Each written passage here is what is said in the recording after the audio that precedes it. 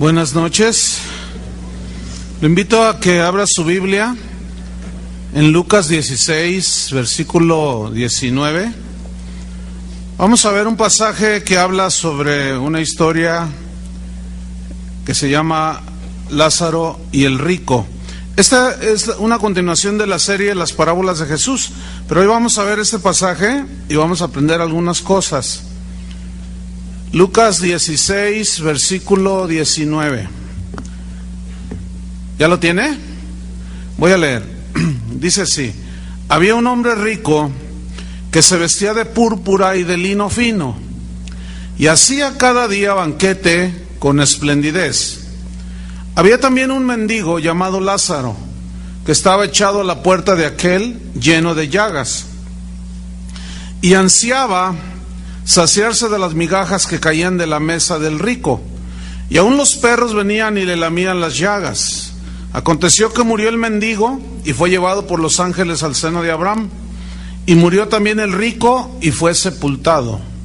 Y en el Hades alzó sus ojos estando en tormentos, y vio de lejos a Abraham y a Lázaro en su seno. Entonces él, dando voces, dijo: Padre Abraham, ten misericordia de mí, y envía a Lázaro para que moje la punta de su dedo en agua y refresque mi lengua, porque estoy atormentado en esta llama.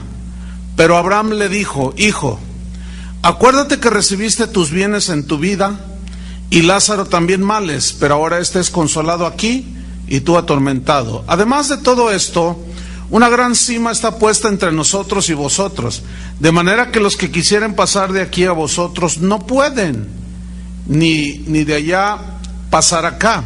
Entonces le dijo: te ruego pues, Padre, que le envíes a la casa de mi padre, porque tengo 5 hermanos, para que les testifique, a fin de que no vengan ellos también a este lugar de tormento. Y Abraham le dijo: a Moisés y a los profetas tienen, óiganlos. Él entonces dijo: no, Padre Abraham, pero si alguno fuere a ellos de entre los muertos, se arrepentirán.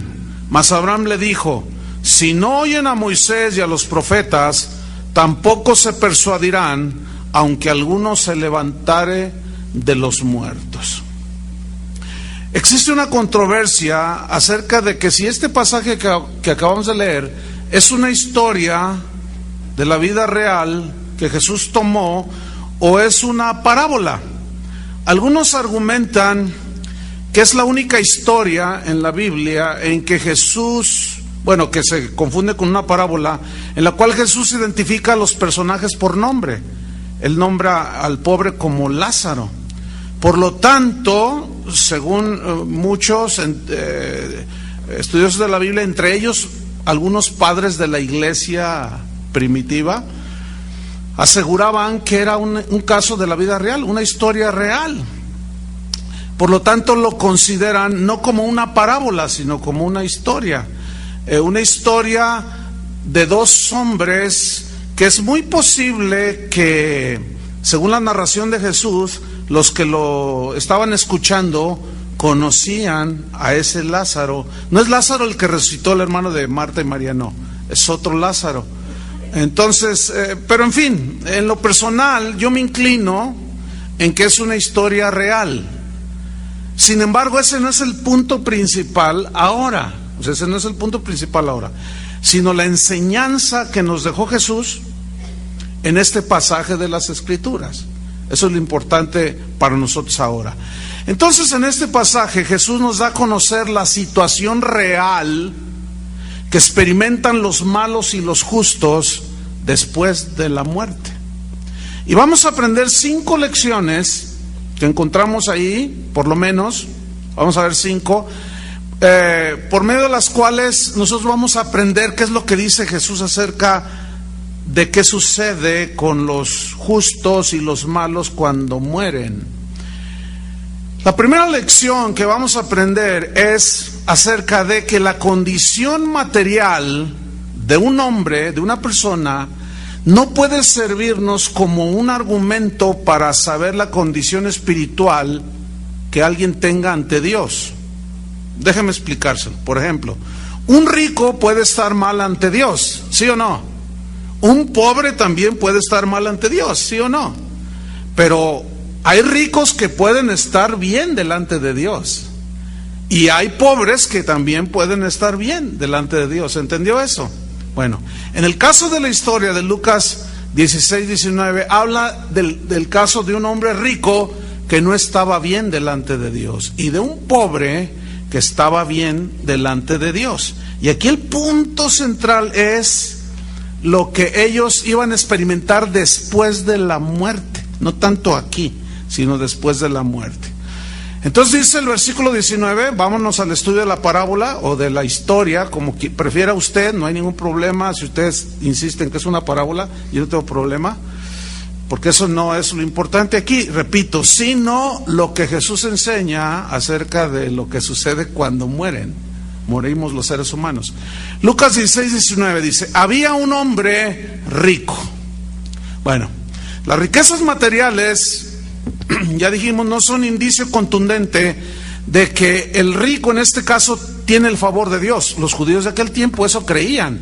Como hoy muchos cristianos creen que la prosperidad material es síntoma de que tú estás bien con Dios, pero eso no es verdad, ¿sí? Las escrituras, al contrario, muestran el peligro de las riquezas y que algunos ricos no pudieron entrar al reino de Dios. Por ejemplo, aquel joven que se acercó a Jesús en Lucas 18, un par de capítulos adelante, de un joven que vino a decirle que quería vida eterna, y en el 22, Lucas 18, 22, después de unas interrogantes que Jesús le hizo, Jesús, oyendo esto, le dijo, aún te falta una cosa, le dice, vende todo lo que tienes y dalo, ¿a quién? A los pobres. O sea, este era otro rico. Y dalo a los pobres, y tendrás tesoro en el cielo, y ven y sígueme. Entonces él, dice, oyendo esto, se puso muy triste porque era muy rico. Al ver Jesús que se había entristecido mucho, dijo, cuán difícilmente entrarán en el reino de Dios los que tienen riquezas. Versículo 25, porque es más fácil pasar un camello por el ojo de una aguja que entrar un rico en el reino de Dios, porque su Dios es el dinero, las riquezas. Entonces vemos pues aquí que este hombre había prosperado, pero estaba muy lejos del reino de Dios y no quiso arreglar sus cuentas con Dios. En Santiago capítulo 5, si abre su Biblia allí conmigo, ahí hay un juicio que el apóstol Santiago está diciendo en contra de los ricos que explotan al pobre. Entonces vemos también aquí ricos que están mal delante de Dios, pero hay ricos que estaban bien delante de Dios, como Abraham era muy rico, ¿se acuerda? Y estaba bien, es el padre de la fe, estaba bien con Dios.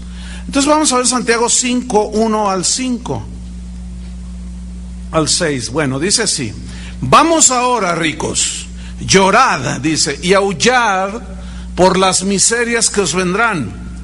Vuestras riquezas están podridas, vuestras ropas están comidas de polilla, vuestro oro y la plata están enmohecidos, y su moho testificará contra vosotros, y devorará del todo vuestras carnes como fuego. Habéis acumulado tesoros para los días postreros. Y esta era la razón de este juicio de Santiago. Dice, he aquí, fíjese, clama el jornal de los obreros que han cosechado vuestras tierras, el cual, el jornal, por engaño no les ha sido pagado por vosotros. O sea, explotaban a la gente y eso aumentaba sus riquezas. ¿Conoce gente así? Pues donde trabajo, dice usted. Bueno, yo no sé. Dice, y los clamores de los que habían cegado han entrado en los oídos del Señor de los ejércitos. Habéis vivido en deleites sobre la tierra y sido disolutos. Habéis engordado vuestros corazones como en el día de matanza. Habéis condenado y dado muerte al justo, y él no os hace resistencia. ¿Por qué? Porque no puede. ¿Saben ustedes por qué existen los sindicatos? ¿Sí saben? Por el abuso de los patrones, por eso. Si los patrones fueran justos y pagaran lo justo, no existirían los sindicatos. Entonces volvamos a Lucas 16, 19. Dice que había entonces un hombre rico, Y luego da unas señas muy interesantes. Dice que se vestía de púrpura y de lino fino, es decir, se vestía con ropa cara en exceso. Según en ese tiempo, todo lo que tenía color púrpura era muy fina, era el color que usaban los reyes, etcétera. Y el lino fino, junto con la tela púrpura, color púrpura, valía su peso en oro. O sea, lo que pesaba la túnica, ese era el valor en oro. O sea, haga de cuenta que se ponían un traje de Armani, ¿sí? De $15,000, o sea, de $10,000, que equivalen como a 120,000 pesos. Imagínense un traje de 120,000 pesos. Pues es una exageración, ¿no es cierto? Bueno, pues este hombre andaba pues con lo mejor de la ropa, con lo más caro, pero era ropa cara en exceso. ¿Sí? Usted puede tener ropa buena que tiene un costo relativamente significativo, pero dura bastante. A veces dicen que lo caro sale barato, ¿no es cierto? Pero aquí era una ropa cara en exceso. Había una exageración en el costo de las ropas que este hombre usaba, y tratando de mostrar tal vez su riqueza, como presumiéndole a todos que él sí tenía dinero. Pero luego dice el mismo versículo 19 que este hombre rico, elegante, hacía cada día de continuo banquete, dice, con esplendidez. Y eso nos habla de un hombre rico, entregado totalmente a los placeres del mundo y de la carne.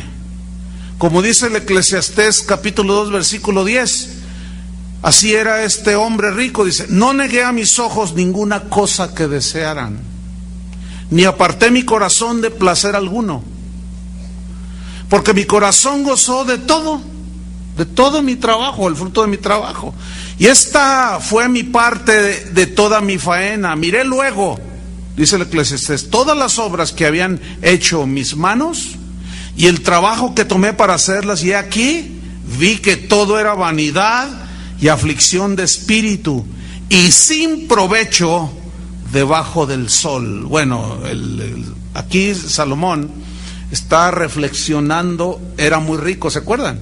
Y él está reflexionando que en eso no consiste la vida del hombre.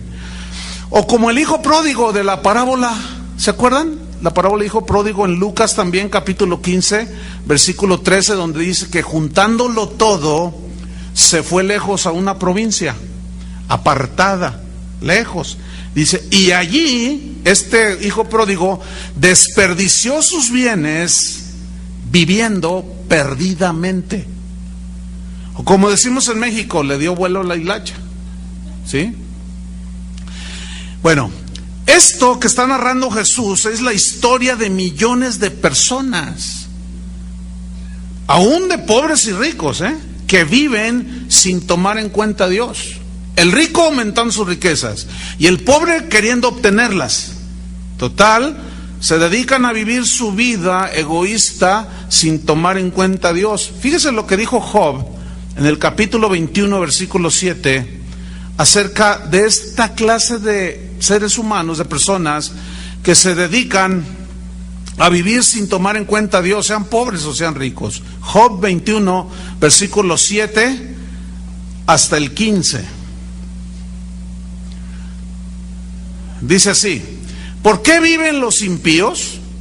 ¿Por qué viven los impíos? Y se envejecen y aún crecen en riquezas. Fíjese, los impíos. Ahí notamos una vez más que las riquezas no son sinónimo de estar bien con Dios. Está diciendo los impíos, y aún crecen en riquezas. Versículo 8: su descendencia se robustece a su vista, y sus renuevos o sus hijos están delante de sus ojos. Sus casas están a salvo de temor, ni viene azote de Dios sobre ellos. Sus toros engendran y no fallan, paren sus vacas y no malogran su cría. O sea, una prosperidad notable, ¿no? Versículo 11: salen sus pequeñuelos como manada, y sus hijos andan saltando, contentos, alegres, como si Dios no existiera. Al son del tamboril y de cítara saltan y se regocijan al son de la flauta, o sea, fiestas, eso se refiere, ¿sí? Tan baile allí, en su antro antiguo. Versículo 13, pasan sus días en prosperidad y en paz descienden al Seol o a la sepultura. Versículo 14, dicen a Dios, apártate de nosotros, porque no queremos el conocimiento de tus caminos, no queremos saber nada de ti. ¿Conoce gente así? Versículo 15, dicen los impíos, ¿quién es el Todopoderoso para que le sirvamos? ¿Y de qué nos aprovechará que oremos a Él? Así hay gente rica, pero también así hay gente pobre. Si Dios existiera, ¿por qué me tiene en esta situación? Dicen. Y comienzan a decir un montón de cosas. Pero en realidad no les interesa conocer los caminos de Dios. Bueno, pues así vivió este hombre de la historia, volviendo a Lucas 16, así vivió este rico. Pero en el versículo 20, Lucas 16, 20, dice lo siguiente: había también un mendigo llamado Lázaro. Aquí la palabra mendigo se traduce de una palabra griega que lleva implícito este significado. Es alguien que está en una pobreza extrema de las cosas elementales. O sea, hay pobres que comen un plato de frijoles en la mañana, en la tarde, 2 comidas. Hay otros que pueden hacer las 3 comidas, pero siguen siendo frijoles con 2 tortillas. Hay otros que hacen una sola comida, esos son más pobres. Hacen una sola comida al día. Pero hay quienes pueden pasar 2, 3 días y no tienen qué comer. Esos son más pobres. Pero hay todavía algunos muchísimo más pobres, en pobreza extrema, que puede pasar una semana, 15 días y no tienen una sola tortilla, un solo pedazo de pan. Y dice la Biblia que este hombre pobre en extremo se llamaba Lázaro. Pobre. ¿Se acuerdan una vez que una mujer llegó con Jesús y traía un frasco de alabastro? El alabastro es el material, es una especie de mármol, y dentro tenía un perfume de mucho precio, ¿se acuerdan? Y ella rompió el frasco y ungió a Jesús. Vamos a ver esta historia en Marcos 14:4.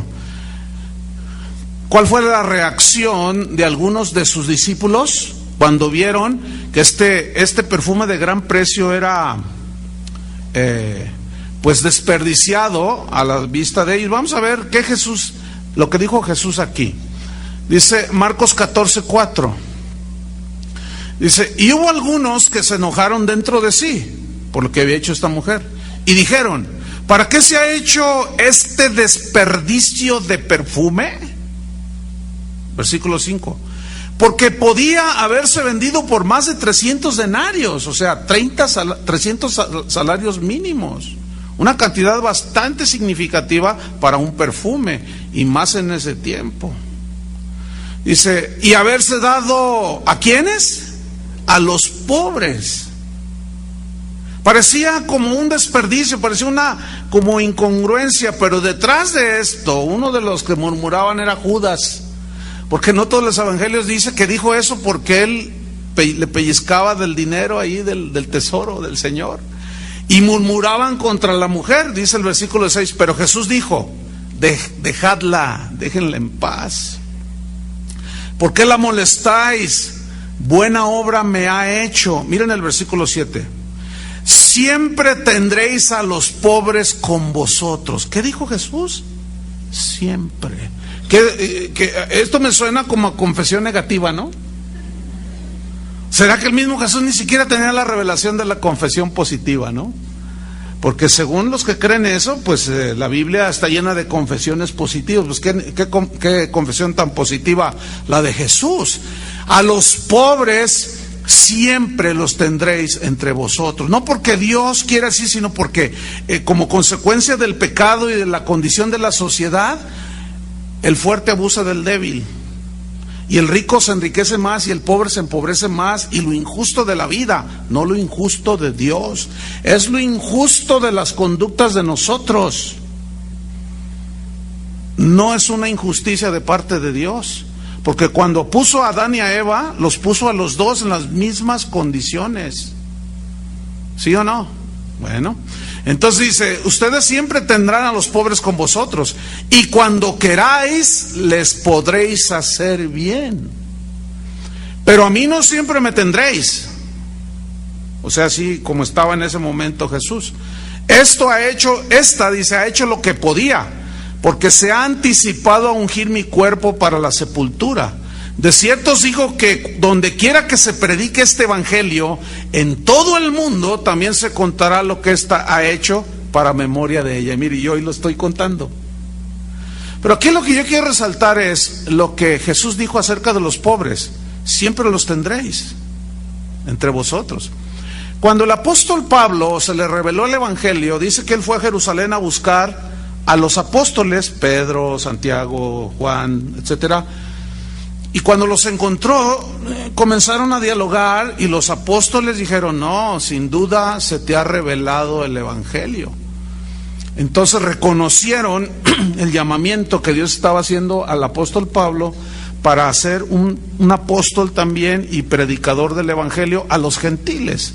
Entonces los discípulos o los apóstoles le hicieron un encargo a Pablo en Gálatas 2:10.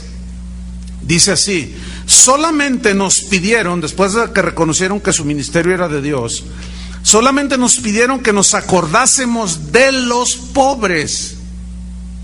Fíjate, acordarse de los pobres.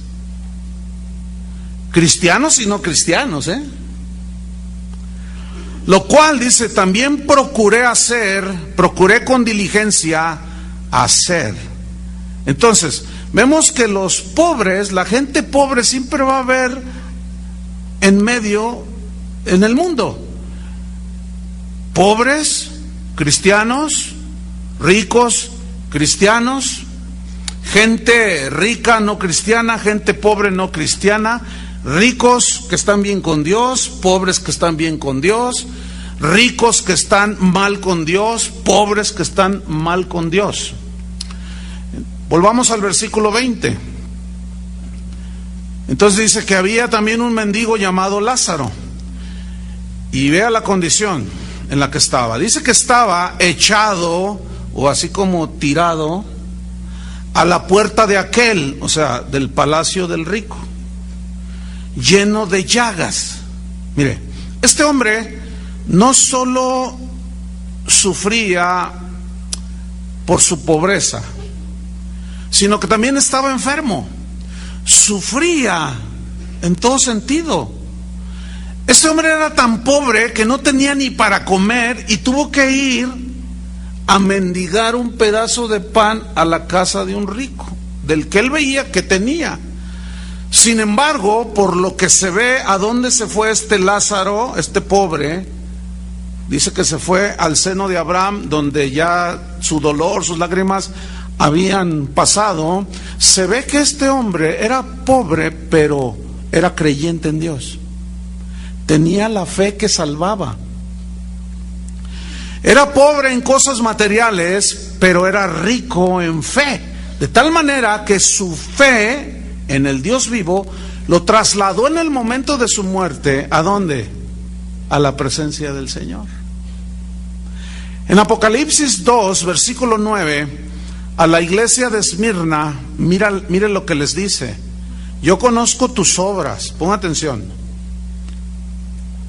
Apocalipsis 2:9 le dice: yo conozco tus obras y tu tribulación la conozco también, y tu pobreza. Pero luego dice: pero tú eres rico. Y ese qué interesante. Aquí pobreza es un equivalente a lo de Lázaro, la mendicidad de Lázaro. Viene una palabra griega, protos, que significa pobre materialmente, en extremo inclusive. Entonces, fíjate lo que dice aquí el Señor: yo conozco tus obras, conozco que estás sufriendo, conozco tu tribulación, pero también conozco tu pobreza, pero luego les dice a los cristianos de Esmirna, pero tú eres rico. A ver, ¿cómo está eso? Se entiende que era pobre en extremo en cosas materiales, pero rico en fe. Dice la Biblia en Santiago que a los pobres se les dio el ser enriquecidos con la fe. ¿Sí? Son pobres materialmente, pero son ricos en fe. ¿Sabe? Le voy a decir una cosa. ¿Sabe en qué lugares es donde yo he visto las manifestaciones de fe más puras, más limpias, más sinceras, que yo al menos en mi vida he visto? Con los pobres. Todos aquellos viajes que hicimos a las zonas indígenas y muchos lugares, por muchos años, son los lugares donde más he visto una fe tan sólida, tan fuerte. Y tú llegas a esos lugares y es gente sumamente pobre, pero rica en fe. Yo muchísimas veces, siempre que íbamos en camino, yo siempre me ponía nervioso. Le voy a explicar por qué. Porque supuestamente yo iba a enseñarles de la palabra. Y bueno, Dios me ha dado algunas cositas, ¿no? Pero la verdad es que yo me sentía como, ¿cuál es la palabra? ¿Cuál sería? Me sentía como ayúdenme. Deudor, no tanto deudor, sino un poco cohibido, porque yo decía, no, yo no sé qué haría yo si estuviera en esa condición como ellos. No sé si me explico. Entonces me sentía así como apenado a la vez, en una situación muy extraña. Una vez, nunca se me olvidará esto, nunca en mi vida se me va a olvidar. Llegamos a una población lejísimos, allá en la sierra de Michoacán, la tierra de Toño Lázaro y de su esposa. ¿De dónde son? ¿Pero de qué parte? Ario de Rosales, Jalisco. No es Michoacán. Bueno, llegamos allí a no me acuerdo el nombre de la población, en plena sierra. Y cuando llegamos, nunca se me olvida que salió el pastor, su esposa y sus hijos. Un lugar pobrísimo, su casa era una choza. Entonces, nunca se me olvida que la señora, la esposa del pastor, le dijo a su niño, hijo, agarra la gallina. Entonces, yo vi que el niño se fue detrás de la gallina, se fue primero buscando la gallina y no salía. No la hallo, mamá, no la hallo. Nomás tenían una gallina. Y cuando de repente brinca la gallina, era una gallina más flaca que... No, la verdad. Entonces el chiquillo fue y la agarró, y la señora, pues, delante de nosotros, le corta la cabeza y la mete en una olla que tenía allí con agua y la despluma y toda la cosa, y luego en otra olla mete la gallina. Y pues empezamos a conversar, todos llegamos cansados y dice, yo nunca vi que le puso, escúcheme bien, ni un jitomatito, mucho menos cebollita, sin sal, no tenían sal. Entonces dijo, hermanos, ya está el caldo de gallina. Entonces ya nos sentamos y el hermano Pablo me miraba y me dice, ¿vas a dar gracias tú, Chuy? Me dijo. Yo dije, sí. Entonces yo di gracias. Dije, Señor, gracias, y en fin, oré. Y empecé a comer aquel caldo de gallina sin sal, sin tomatito, sin nada, en fin. Entonces no sabía a nada el caldo de gallina, pero nos la comimos. Entonces el hermano Pablo me dice, mira, Chuy, dice, esta gente, ya cuando estábamos acostando, me dijo, mira, Chuy, esta gente nos dio todo lo que tenía. Todo lo que tenía nos dio. Y yo nada más estaba observando si tú ibas a rechazar la comida. Y yo le dije, no, pues usted me ha enseñado, ya él me había dado unas lecciones que son largas de contar y ya no sería el evangelio. Nada más es una ilustración. Pero, ¿sabe? Es ahí donde yo he visto las manifestaciones de fe más sinceras, más limpias, más... En fin, ahí estaba este hombre enfermo, hambriento, pero era rico en fe. ¿sí? Lucas 16:21 dice, y ansiaba, o sea, esta palabra ansiaba habla hasta de una actitud desesperada por comer, ¿eh? Yo no sé cuántos de ustedes han sentido hambre en alguna ocasión. No lo sé. Si usted me pregunta a mí, yo le voy a decir la verdad. Yo nunca he estado en una situación así en toda mi vida. O sea, yo puedo decir, le soy sincero, yo puedo decir, yo nunca he estado en una situación así. Por lo tanto, no sé lo que sentía este hombre, pero yo puedo casi asegurar que aquí hay gente que sí ha estado en esa situación. Pero de que he visto gente así, déjenme decirles otra cosa, esa gallina ellos no comieron, nos la dieron a nosotros, los que íbamos allí, y nos tocó de a pedacitos así, toda flaquita y la piernita, estaban media anoréxica la gallina, pobrecita. Entonces dice que ansiaba saciarse de las migajas que caían de la mesa del rico. Y esta frase, que migajas que caían de la mesa del rico, ahí es una alusión a la abundancia que había en la mesa del rico, que lo hacía desperdiciar la comida. O sea, Lázaro de alguna manera se dio cuenta que el rico tiraba mucha comida. ¿Sí? Hay un refrán que dice, lo que el rico desecha, el pobre lo aprovecha. También hay otro, no muy conocido, que dice, lo que al rico le sobra, al pobre le es riqueza. Hace años cuando, yo conocí al Señor, y yo tenía un trabajo en un hotel, aquí en Plaza del Sol, que era Holiday Inn en ese tiempo. Y pues ahí hacen banquetes suntuosos y todo. Y nunca se me olvida, todavía yo no era cristiano. Nunca se me olvida que, por ejemplo, había un banquete para 500 personas. No, yo a veces entraba a la cocina, andaba haciendo mi trabajo, inspeccionando cosas, etcétera, y yo miraba aquellas mesas, aquellos recipientes llenos de comida, pero en abundancia. Entonces les daban de comer a todos. Y siempre yo podía ver que había platos que apenas algunos pellizcaron. Y siempre sobraba un montón de comida. Entonces nunca se me olvida aquella noche, después de un banquete, que entré a la cocina y vi a los cocineros tomando los recipientes de la comida que había sobrado, que no habían tocado siquiera, mire, en los botes de basura, tirándola. Entonces, fíjese, yo ni cristiano era, y le dije, oye, ¿a poco tiran la comida? Dice, sí, son órdenes de arriba. Le digo, ¿cómo? ¿Cómo? Dice, sí, mira, es que hace tiempo, antes de que tú entras a trabajar aquí, venía la gente pobre y se les regalaba, pero no nos la acabábamos, porque este es un hotel de 5 estrellas, de lujo. Entonces llegaba mucha gente acá por el costado, pero pues daban mal aspecto. Entonces dijeron, no, mejor tiren la comida. Y yo me dije, dentro de mí dije, no, pues qué injusto es esto, qué terrible es esto, pero es una realidad, ¿no es cierto? Ahora, aquí hay una enseñanza que yo quiero dejar plasmado en ustedes.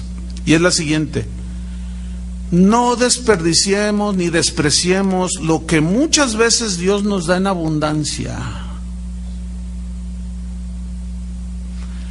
y que compartamos con los pobres. A mí Dios me ha avergonzado en algunas ocasiones, y me da pena delante de Dios, pero por ejemplo, hay algunos que saben esto. Yo no puedo comer el ajo porque me produce muchas náuseas, o sea, es muy desagradable para mí, me hace daño. Entonces, cualquier comida que contenga ajo no la como. Claro, a veces he estado en situaciones, por ejemplo, alguien me invita y pues a veces está el mojo de ajo y nomás le digo, Señor, gracias porque inventaste el Alka-Seltzer o las saliuvas. Pero no soy asiduo a eso, porque no me cae bien, vamos, ¿no? Pero ¿cuántas veces Dios nos ha dado en abundancia? No solo comida, ropa, zapatos y muchas cosas, y nos quejamos. Vergüenza nos debería de dar. Yo le confieso, a mí se me da vergüenza. ¿Sabe? Yo aprendí algo de una familia de aquí de la congregación hace muchos años. Esta familia es un ejemplo. La verdad, esa familia siempre le tengo un aprecio especial por ese corazón que ellos tienen. Pues su papá, hoy sus hijos ya son grandes, pero cuando estaban chiquititos, a mí me constó una vez verlos aquí por la de Federalismo, dos días antes del 25 de diciembre, ya ve que se celebran la Navidad y todo ese asunto, y yo lo vi allí con unas cajas, con un montón de ropa, de zapatos, y ¿qué estás haciendo? Le dice, no, dice, mira, es que cada año, dice, nosotros descacharrizamos. ¿Entienden esa palabra? O sea, todos los... hacemos en mi casa hacemos una descacharrización, esa palabra ya la inventé. Por lo visto, ¿a poco no han oído de los cacharros? O sea, de que en su casa tiene un montón de cosas que están buenas, pero que no las usa. Entonces dice, hacemos una limpieza, son cosas buenas, ropa buena, y cada año, dice, hacemos escudriñamos allí y sacamos toda la ropa de él, la mía, que está buena, pero que ya no la uso, y que a veces nada más la tenemos allí. Y por años ellos siempre hicieron eso. Y dice, mira, la verdad no puedo decir que me despojo porque es algo que nos sobra. Y yo le doy gracias a Dios, dice, pero comparto. Escúchenme bien, si cada uno de ustedes, yo aprendí eso y yo cada año lo hago. De verdad, porque me inspiró, ¿verdad? Y cada año voy a mi ropero y miro la ropa y digo, ay Señor, Dios me da abundante ropa. Corbatas me regalan casi diario. Tengo un montón. Ropa, zapatos, hace poco que fui allá a La Paz, terminé de predicar y un hermano me dice, oye, quiero que vayas a mi tiendita, dice. Entonces me dice el pastor, dice, yo te llevo, dice, es que te quiero regalar algo, te quiero que... Entonces le digo, bueno, sí, está bien. Le digo, oye, ¿qué onda? Dice, no, vamos, dice, tiene una tienda allí en La Paz. Entonces ya llegamos, no hombre, pues era un tiendón, no, ¿cuál tiendita? Era una tiendota de puros zapatos originales.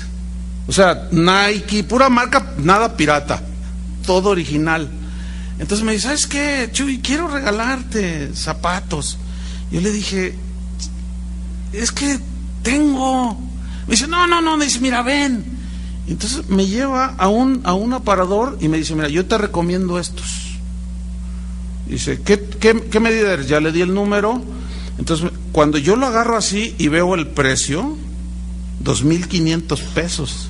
Escúchame bien, en mi vida yo pagaría 2,500 pesos por un par de zapatos, aunque tuviera los 2,500 pesos. Entonces yo le dije, no, mira, mejor de acá. No, mira, a ver, mídete esto. Entonces me mido. ¿Y qué tal? No, pues parece como que te meten un guante en el pie. O sea, finísimos el calzado. Y dice, bueno, pues este color y este, órale.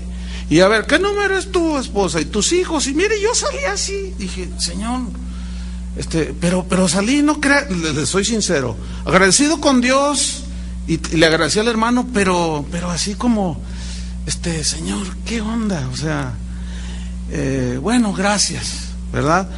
Pero por otro lado, veo a gente que no tiene siquiera.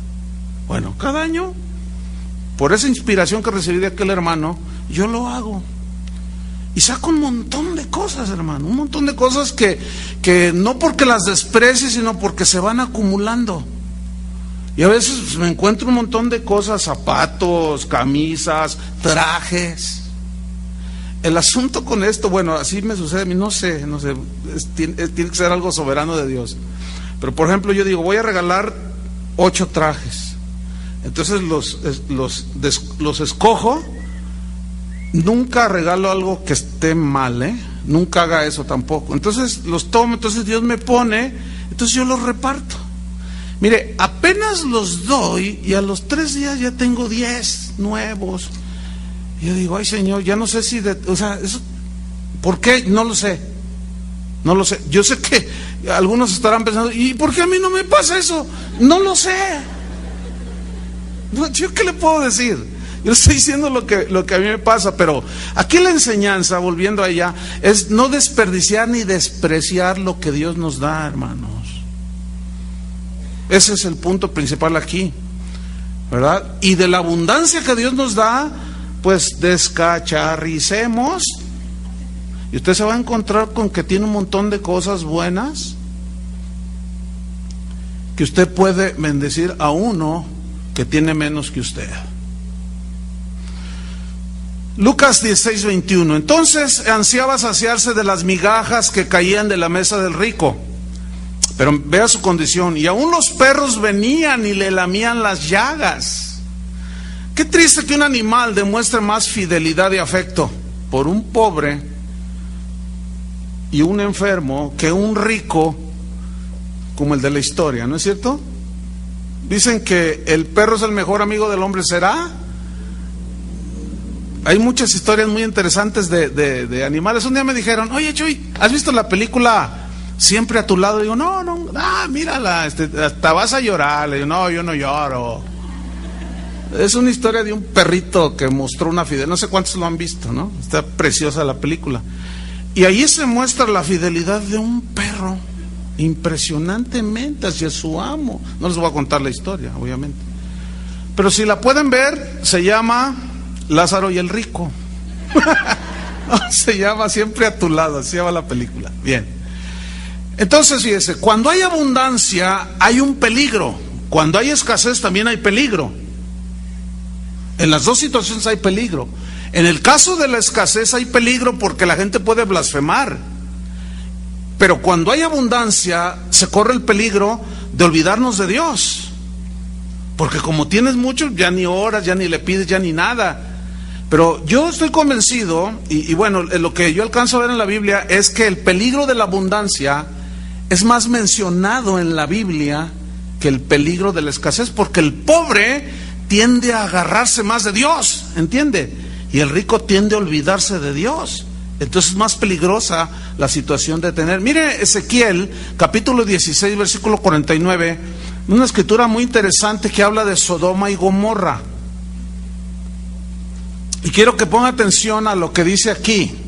¿Cuáles fueron lo que antecedió a su corrupción moral? Fíjese lo que dice Ezequiel 16:49. Dice así: he aquí que esta fue la maldad de Sodoma, tu hermana. Le está hablando a Gomorra, ¿sí? Dice, esta es la maldad de tu hermana Sodoma. Y luego le dice, soberbia, saciedad de pan.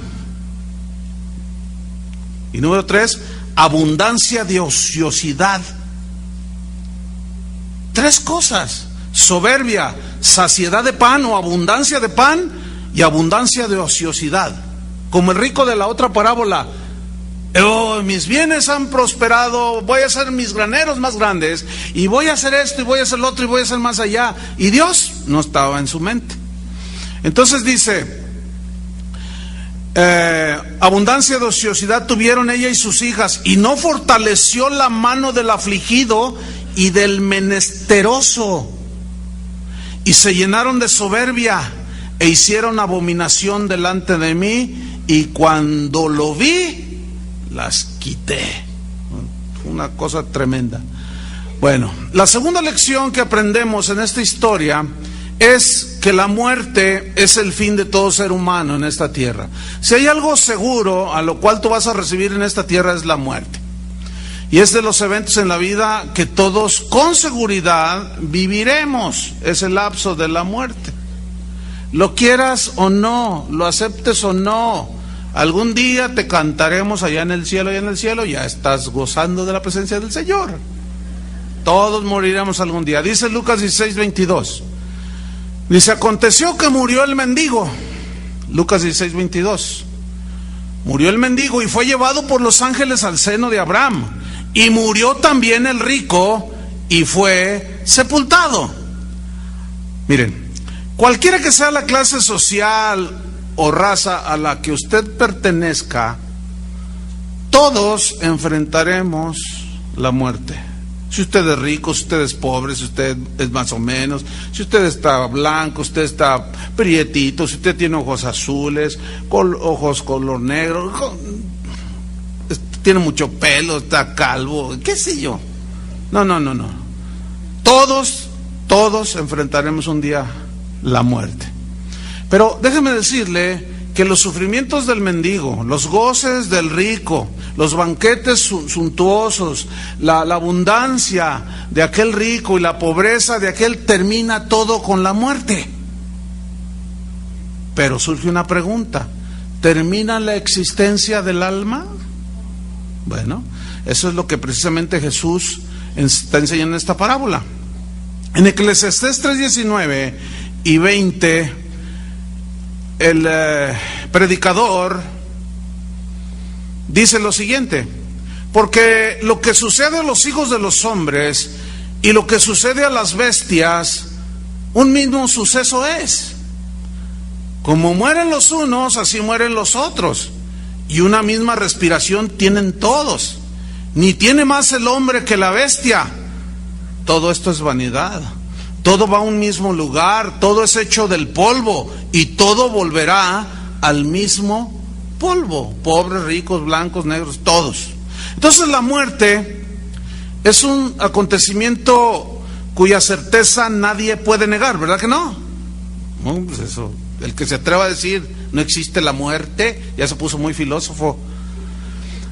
Pero este acontecimiento muy poco, o sea, de la muerte, muy pocos, nadie lo puede negar. Todos dicen, no, hasta el ateo dice, no, pues un día estaré allí, dicen. Pero muy pocos prestan atención a que un día efectivamente enfrentaremos ese episodio. Muchas personas comen, beben, hablan, hacen planes, como si fueran a vivir en este mundo para siempre, y como si nunca fueran a morirse y terminar sus días aquí en la tierra, y descuidan el futuro de su alma. Pero todo cristiano, todo creyente verdadero debe de guardarse de este error. Y si alguno escucha, reflexione. Entonces, fíjense, un antiguo cristiano dijo: el que desee vivir piadosamente conforme a la voluntad de Dios, debe pensar con frecuencia en su último día en esta tierra. Uno de los mejores antídotos para vivir sin egoísmos, sin excesos, como los excesos del rico, sin orgullo, sin vanidades, precisamente es pensar en el día de la muerte. Miren lo que dice Eclesiastés capítulo 7, versículo 1 al respecto. Dice así: mejor es la buena fama que el buen ungüento, y mejor el día de la muerte que el día del nacimiento. Mejor es ir a la casa del luto que a la casa del banquete, porque aquellos en la casa del luto es el fin de todos los hombres, y el que vive o que está vivo lo pondrá en su corazón. Mejor es el pesar que la risa, porque con la tristeza del rostro se enmendará el corazón. El corazón de los sabios está en la casa del luto, mas el corazón de los insensatos en la casa en que hay alegría. Pero esta palabra alegría también se traduce fiesta. ¿Dónde es donde la mayoría de la gente quiere estar? La fiesta, ¿sí? En la celebración, en el regocijo, vamos a gozar la vida, y luego hay una boda y se reparten 100 invitaciones y llegan 300. Pero a los velorios no. Yo nunca he visto, bueno, yo he estado en muchas fiestas. Antes de ser cristiano estuve en fiestas no cristianas, como cristiano he estado en fiestas también, que son fiestas sanas, y ahí contento, ahí algarabía, y está bien, pero escúcheme bien, yo nunca recuerdo haber estado en una fiesta donde no se toma en cuenta a Dios, donde la gente de pronto reflexionara y tratara de enmendar sus caminos.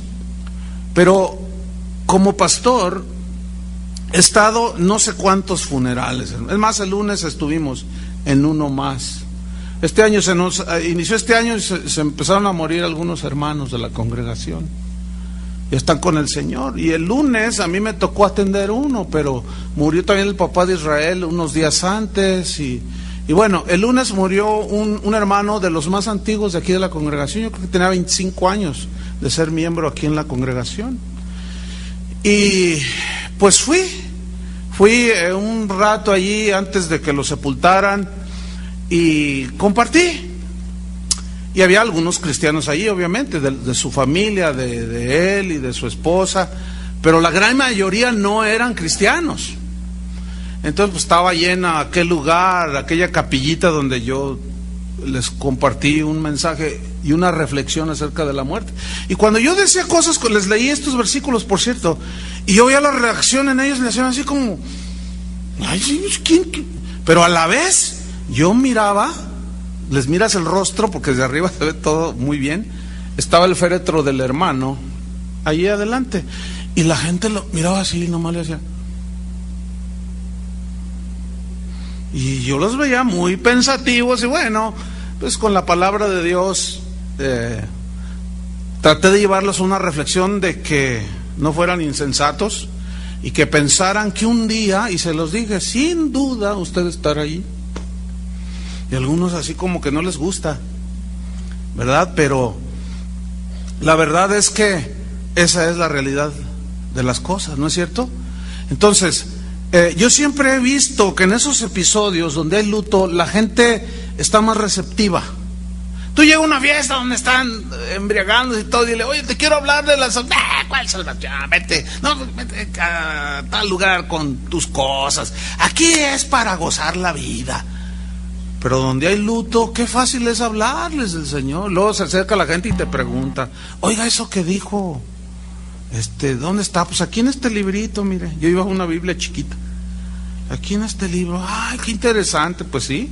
La tercera lección, vámonos sobre el final, que esta parábola nos enseña, es que a la hora de la muerte de los justos, Dios cuida y guía sus almas a su presencia. Y nuestro Señor Jesucristo dice que cuando el mendigo murió, dice que fue llevado, dice en el versículo 22, que fue llevado por los ángeles al seno de Abraham. Ahora, hay algo muy consolador en estas palabras de Jesús, porque en realidad muy poco o casi nada sabemos de lo que experimentaremos después de dejar de existir. Porque nada más lo poco que podemos saber acerca del cielo, pues no lo podemos vivir ahora, hasta ese momento. Pero estas palabras nos deben de dar mucho consuelo, porque cuando nos llegue la hora y nos hallemos en el lecho de muerte y entremos a, vamos a llamarlo así, a una dimensión desconocida, a un mundo desconocido, bueno, estas palabras nos ayudan a tener fe y confianza. Sin embargo, bueno, nos consolará el saber de que Jesús, apaga esas luces, no, porque están distrayendo a la gente, estas luces de acá, gracias. Nos consolará el saber que los que mueren en Jesús, mueren en los brazos de Él. ¿Cuántos están en Cristo? Y esos no serán arrojados a las tinieblas, ni estarán sin albergue, ni sin morada durante el tiempo que transcurra entre la muerte y la resurrección. No, estaremos en la presencia de Dios. Vamos a encontrar sosiego los que hayamos tenido fe, como la fe de Abraham. Por eso Abraham aparece aquí en la historia. Nada nos faltará, y lo que es todavía más, estaremos con Cristo, y según palabras de Pablo, lo cual es muchísimo mejor. Esto lo dijo él en Filipenses 1:21, no lo busque. Pero él dijo, porque para mí el vivir es Cristo y el morir es ganancia. Y cuando hay un velorio, siempre la gente dice, tenemos la lamentable pérdida del hermano Panchito, ¿verdad? La hermana Pedrita, la hermana no sé qué. Dicen que es pérdida, pero según la Biblia no es pérdida. ¿Qué es? Ganancia. ¿Para quién? Para el que se muere. ¿Por qué? Porque el que se muere está mejor que el que queda. Yo les dije ahora este lunes que sepultábamos al hermano Espejo, Gertrudis Espejo. Cuando estábamos ahí les dije, miren, vamos a hacer una oración, no por el alma de él ya está mejor que nosotros. Vamos a orar por los que estamos vivos aquí, porque todavía nosotros tenemos que luchar contra la maldad del mundo, contra el diablo, contra el pecado, contra nuestra carne, contra los zetas, contra todo el mundo. ¿Sí? Vamos a orar por nosotros. Pablo decía, mas si el vivir en la carne o en este cuerpo resulta para mí en beneficio de la obra, no sé entonces qué escoger, porque de ambas cosas estoy puesto en estrecho, teniendo deseo de partir y estar con Cristo, lo cual es muchísimo mejor. Pablo aquí nos está asegurando que al morir el cristiano se va a la presencia de Dios. La cuarta lección que nos enseña esta historia es que hay un infierno eterno.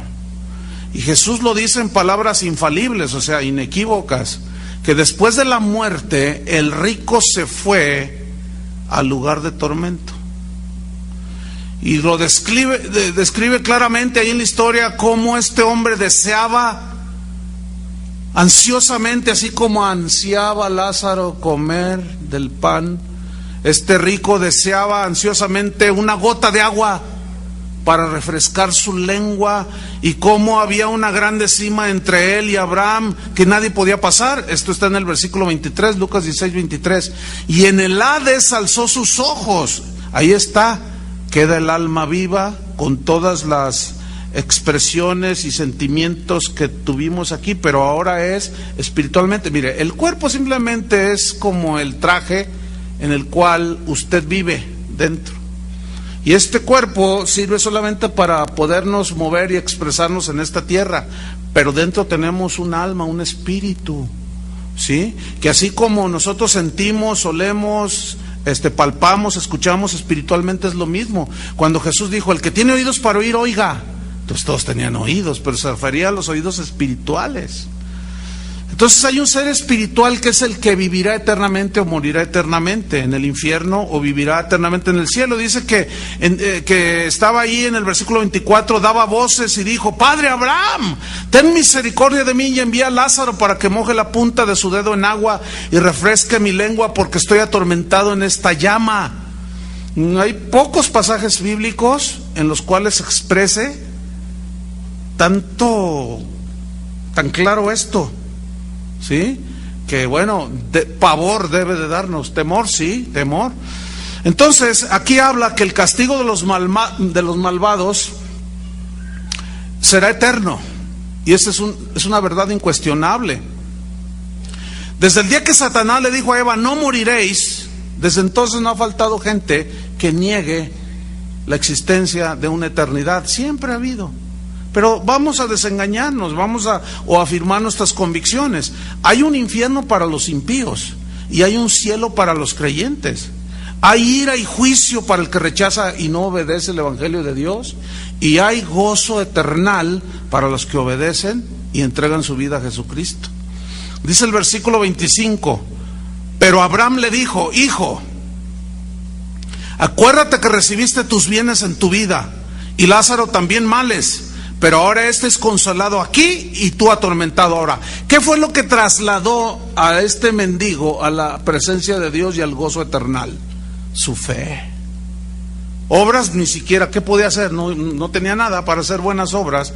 ¿Qué fue lo que lo trasladó? Sus obras. ¿Qué fue lo que condenó al rico? Sus malas obras.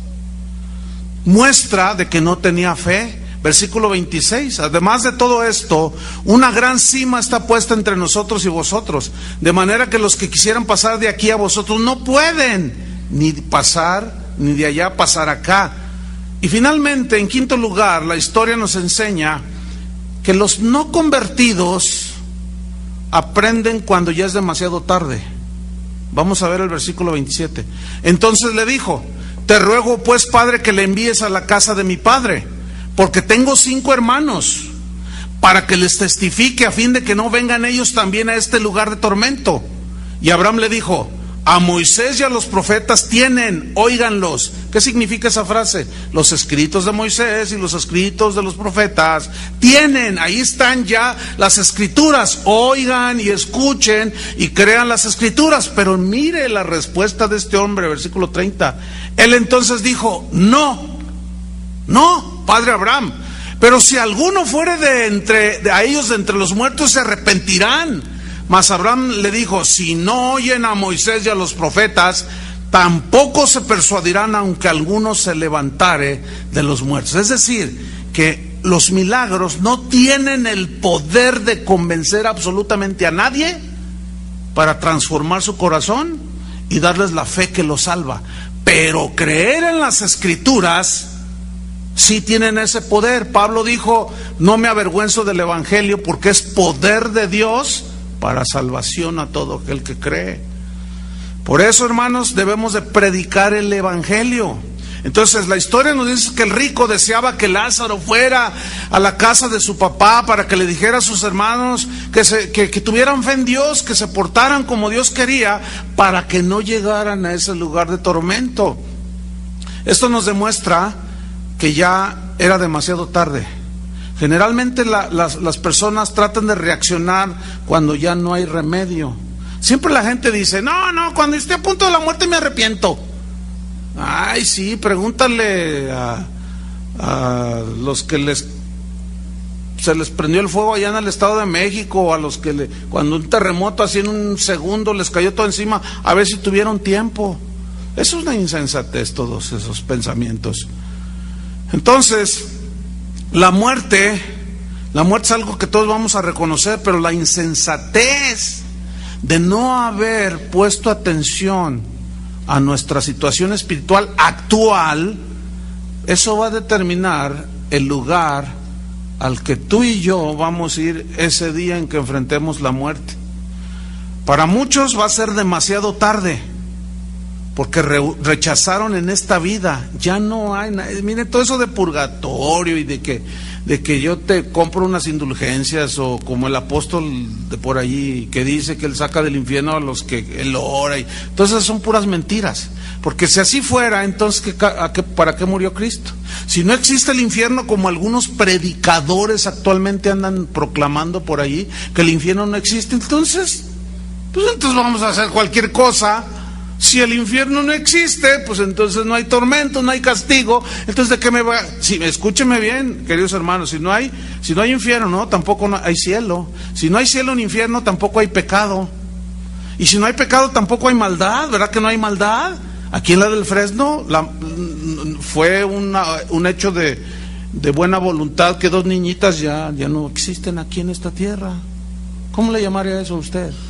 Entonces, si hay maldad, ¿usted cree que eso se puede quedar impune en la ley de los hombres? Pero ante la ley de Dios, ¿podrá quedar impune todo eso?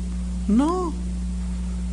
Entonces, si no hay infierno, Pablo decía: si Cristo no resucitó, si no hay todo eso, comamos y bebamos, mañana moriremos y somos como los perros. En otras palabras. Pero, queridos hermanos, no somos animales, o como dicen los científicos, animales pensantes. Pues piénsele, animal. Sí. De plano. Entonces, finalizamos, ¿verdad? La respuesta de Abraham de que enviara gente allí fue rotunda. Dicen: no, si no oyen a Moisés y a los profetas, tampoco van a creer si se les aparece la Llorona, Juan Diego y el que sea. No. Los muertos, hermanos, aunque se levanten de los sepulcros, no podrán decirnos nada más de lo que la Biblia ya nos dice. La fe en el Hijo de Dios, en su sacrificio, y los evangelios nos narran la historia de la salvación. La fe en las escrituras de lo que dice que hizo Cristo, el Hijo de Dios, en eso es lo que debemos de creer para cuando enfrentemos ese día, donde vamos a pasar la eternidad. Esa es la enseñanza de esa historia, parábola o no. Ok, vamos a suponer que es parábola. Bueno, ya nos está diciendo lo mismo. Hay un infierno, hay impíos, hay malos. ¿Dónde vas a pasar la eternidad? Ese es el mensaje de la historia o de la parábola. Oremos. Señor, te damos gracias por la palabra que es viva y eficaz y que nos advierte, nos instruye, nos amonesta, nos hace ver nuestra condición, pero también nos dice acerca de nuestro futuro. Aquí en la tierra somos como la neblina que amanece y cuando sale el sol se desvanece. Así es la vida del hombre. La vida del hombre es como la flor del campo, que hoy es y mañana se seca y desaparece. Así somos, tan efímeros. Pero el orgullo, la soberbia, tanto de pobres y ricos, tiene atrapada a la humanidad. Para eso vino el Hijo de Dios, para sacarnos de esa condición tan trágica y espantosa. En las palabras de Jesús hay verdad, no hay nada engaño. Él es amor, pero también es un Dios que sigue castigando el pecado, y la paga del pecado es muerte. Pero si nuestros pecados son lavados con la sangre de Cristo, la dádiva de Dios es vida eterna. Y el Apocalipsis termina diciéndonos que allá en el cielo no habrá más llanto, ni más tristeza, ni más dolor. Porque las cosas terrenales ya pasaron y nuestra eternidad con Dios comenzó desde el día en que Él limpió nuestros pecados. Pero que se hace una realidad. Qué realidad tan maravillosa poder ver al Hijo de Dios cara a cara y disfrutar de la paz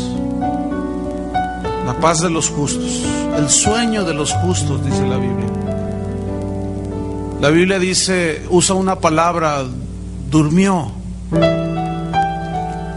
que era un hebraísmo que significa murió, pero es que la Biblia dice así, ellos utilizaban esta expresión durmió, que no significa en ninguna manera que el alma no quede latente, está latente y sus sentidos, sino significa que es un descanso ya para el que muere en Cristo, pero que nuestros cuerpos serán enterrados, pero un día se escuchará la trompeta y vendrá el Hijo de Dios, y los muertos en Cristo, dice la Biblia, resucitarán primero cuando Él venga por su pueblo. Y habrá algunos privilegiados que no verán la muerte física. Y Pablo era uno de los que creían eso. Y él dijo, luego los que habremos quedado, los que vivimos cuando el Señor venga, seremos arrebatados en un abrir y cerrar de ojos. Por tanto, amados, alentaos los unos a los otros con estas palabras. No se cansen de hacer el bien, enseñó el apóstol, porque a su tiempo segaremos y no desmayamos. Aliéntese su corazón. Asegura que tú estás en Cristo por medio del arrepentimiento genuino. Gracias te damos, Señor, por tu palabra que nos da vida. Oramos, Señor, por aquellos que rechazan. Oramos para que en tu misericordia, Señor, no sea demasiado tarde para ellos. Pero eso no depende de nosotros, sino depende de la respuesta que le den a tu llamado, Señor. Nuestra responsabilidad solo es predicarles, hablarles de las verdades del Evangelio. Y aquí están, Señor. En el nombre de Jesús, Padre, te damos las gracias. Amén. Que Dios les bendiga.